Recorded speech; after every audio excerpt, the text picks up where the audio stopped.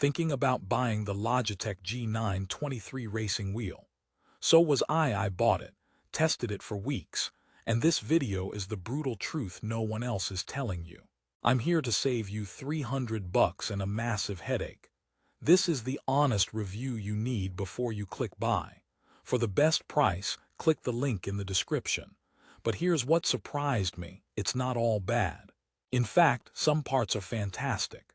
However, the problems I found might be complete deal breakers for you, especially if you're coming from an older wheel or dreaming of a true sim racing setup. Therefore, let's shift gears and dive into the real story. I unboxed this thing with the excitement of a kid on Christmas. The wheel feels premium, with that hand-stitched leather and polished metal pedals. It looks the part, sitting on your desk like a piece of racing art. The setup was relatively painless for PC, and Logitech's G-Hub software, while occasionally temperamental, gets the job done. The initial impression: solid, promising. But then I fired up my first game. Therefore, the first major promise of this wheel, its headline feature, is TrueForce feedback. Logitech calls it high definition, processing data at 4,000 times a second. Sounds incredible, right? It should make you feel every piston, every bump, every gear change. Here's the contrarian snapback. In many games, it feels like a slightly louder version of the old force feedback. Let me explain. TrueForce works by tapping directly into the game's audio engine. It turns sound into vibration. In supported titles like Gran Turismo 7 on PlayStation or Assetto Corsa Competizione on PC, you do feel extra detail. The rumble of the engine comes through the wheel rim itself. It's cool. It's immersive. It's like your wheel is purring or occasionally screaming in terror. But here's the massive however. The list of truly optimized games is short. Forza Horizon 5. It's implemented, but it can feel more like a constant buzz than nuanced information. In older or unsupported titles, you're back to the classic Logitech gear-driven feedback, which is fine. It's reliable, it's strong, but it's not the revolutionary leap the marketing suggests. Therefore, if TrueForce is the main reason you're upgrading from a G29 or G920, you might be disappointed. It's an incremental upgrade in feel, not a generational one. Think of it as getting a better sound system in a car, not a new engine. Now, let's talk about the pedals. The brake pedal has a new progressive spring. The idea is to mimic the pressure-sensitive feel of a real brake. This is a good step forward from the simple rubber block in the older models. It gives you more room to modulate your braking pressure. And this is a huge, but it's still a far cry from a load cell brake, which is the sim racing gold standard for muscle memory braking. The progressive spring is just that, a spring. It resists based on travel, not on how hard you press. It's an improvement, but calling it a pressure-sensitive brake system is marketing stretching the truth harder than I stretch before a race I know I'm going to crash in. Therefore, serious racers will likely want to upgrade the pedals almost immediately, which adds significantly to the cost. Remember the programmable dual-clutch feature. It's supposed to simulate a race car launch assist. You can hold one paddle, hold the other, and then release for a perfect start. That's the theory. In practice, it only works in a handful of games. When it does work, it's a neat party trick. When it doesn't, it's a feature you paid for that's just there.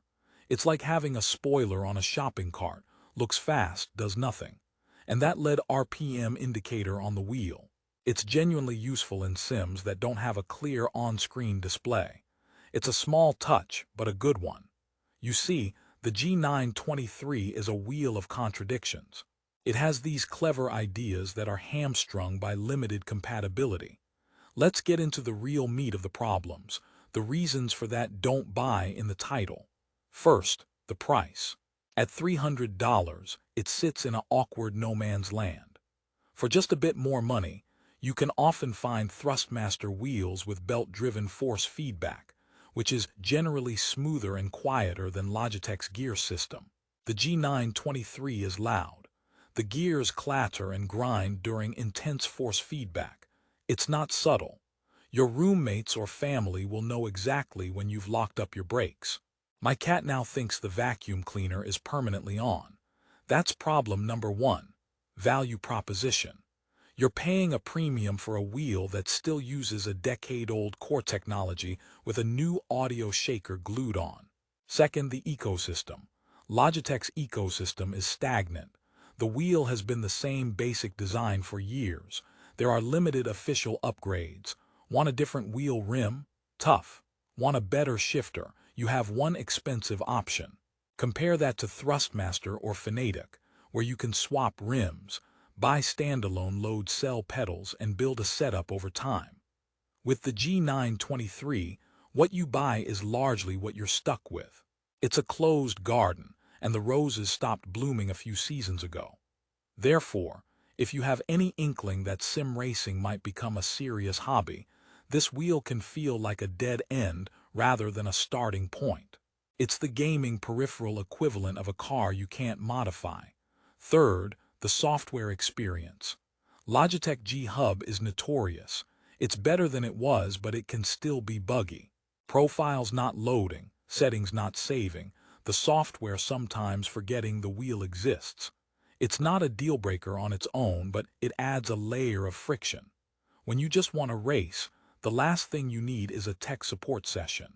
It's the digital version of a flat tire in the pit lane. Now, let's pause. I've been harsh. So who is this wheel actually good for? Here's the resolution and the honest recommendation. If you are a complete newcomer to sim racing, playing on console, Xbox, or PlayStation, and you find the G923 on a significant sale, we're talking around $250 or less. It can be a decent entry point. The build quality is good for the price. It works plug-and-play on console, and the force feedback, while noisy, is strong and informative enough to learn the basics. The bundled pedals are okay to start. It's a comfortable, all-in-one package, but you must go in with managed expectations. You are not buying a hyper-realistic sim tool. You are buying a fun, immersive gaming accessory. Think of it as the arcade cabinet in your house, not the Formula One simulator. If you are a PC player or have any budget flexibility, I urge you to look at the competition. The Thrustmaster T248 often offers a similar price point with a hybrid gear plus belt system that is quieter. Or save a little longer for a Thrustmaster T300 RSGT, a proper belt-driven wheel that is a genuine step up in smoothness and realism.